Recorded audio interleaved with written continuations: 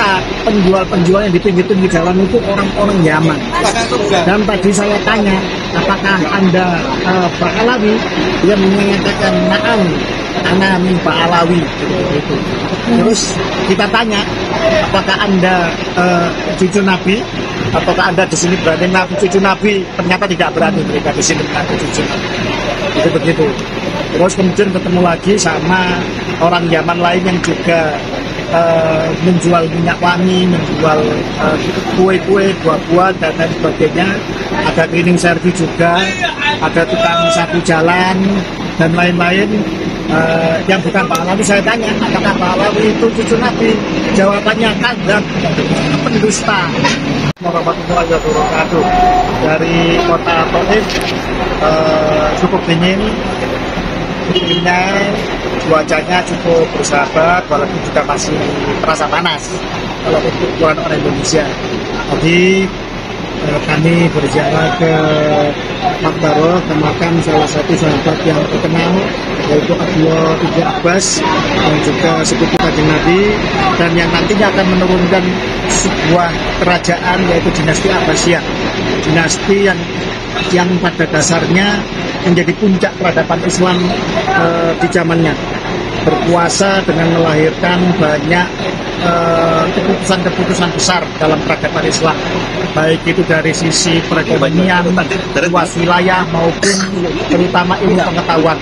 Lompatan-lompatan besar dari dinasti Abbasiyah ini akan menjadi warisan bagi peradaban dunia sepanjang masa, karena ilmu pengetahuan yang dilahirkan ketika zaman dinasti Abbasiyah. Dan sekarang kita berada di Masjid Kota Thaif, tapi di sisi yang sebelah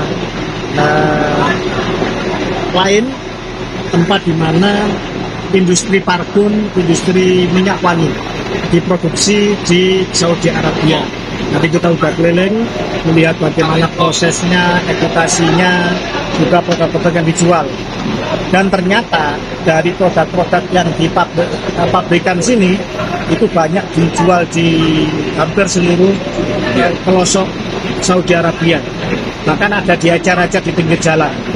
Tadi saya dengan beberapa sahabat membeli yang di eceran, yang di pinggir-pinggir jalan. Karena kalau beli di pabrik padat dan banyak sekali pilihannya, bingung, daripada bingung ya beli di eceran di pinggir jalan. Bukan eceran, bisa beli partai tapi di pinggir jalan. Ternyata penjual-penjual yang di pinggir-pinggir jalan itu orang-orang Yaman. Dan tadi saya tanya, apakah Anda Pak Alawi? Dia menyatakan na'am, ana min Pak Alawi. Gitu. Terus kita tanya, apakah Anda cucu Nabi? Apakah Anda di sini berani mengaku cucu Nabi? Ternyata tidak berani mereka di sini mengaku cucu Nabi. Itu begitu. Terus kemudian ketemu lagi sama orang Yaman lain yang juga menjual minyak wangi, menjual kue-kue, buah-buah dan lain sebagainya. Ada cleaning service juga, ada tukang sapu jalan dan lain-lain. Yang bukan Pak Alawi saya tanya, apakah Pak Alawi itu cucu Nabi? Jawabannya kadzab, pendusta. Ya sudahlah, begitulah. Tapi anehnya di Indonesia, mereka dengan seenaknya, dengan semena-mena, selain mengaku cucu Nabi juga merampas secara nusantara. Dan semoga ini menjadi edukasi kita bersama agar bumi Nusantara terbuka matanya, terbuka juga nuraninya, dan tidak serta-merta percaya siapa saja yang mengaku cucu Nabi, maka menurut kaidah agama wajib untuk diperiksa kebenarannya. Kenapa mengaku cucu Nabi wajib diperiksa kebenarannya? Karena itu menyangkut kesucian Nabi Muhammad SAW. Kalau mengaku cucu Nabi tetapi tidak mencontoh mentolak akhlak Nabi, maka itu sama dengan mencoreng Nabi Muhammad. Dan barang siapa mengaku cucu Nabi, terus kemudian dipercaya orang begitu saja, maka ini bisa menjadi awal dari perbudakan spiritual.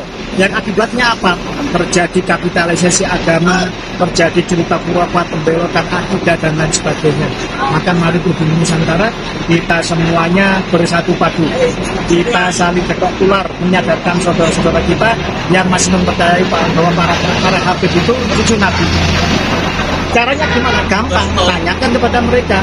Nah, aku keturunan dari Jogja, harus diakui oleh keluarga di Jogja. Nah, aku keturunan dari Irak, harus diakui dapat nisbat nasab dari Irak. Aku keturunan dari Yaman, berarti harus diakui oleh negara Yaman, kan begitu.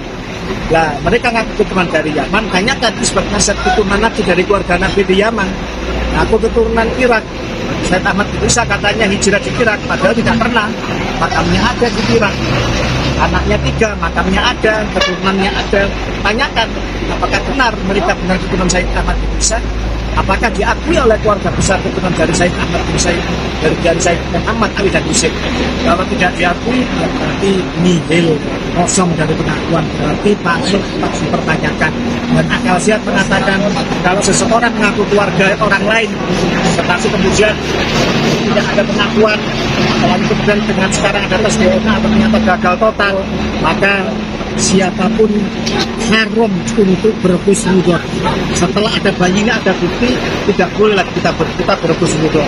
Tapi sebelum kita punya bukti, tidak sebelum ada kajian ilmiah yang bisa dipertanggungjawabkan, maka kita wajib husnudon. Tetapi tanyakan kepada mereka, bisa nggak mereka membuktikan dirinya secara ilmiah? Bisa nggak mereka menghadirkan isbat nasabnya? Kalau tidak ada, maka berarti haram untuk husnudon. Terima kasih. Dari Kota Taif, Saudi Arabia, salam hormat selalu, hidup Nusantara. Wassalamualaikum warahmatullahi wabarakatuh. Merdeka, Rahayu.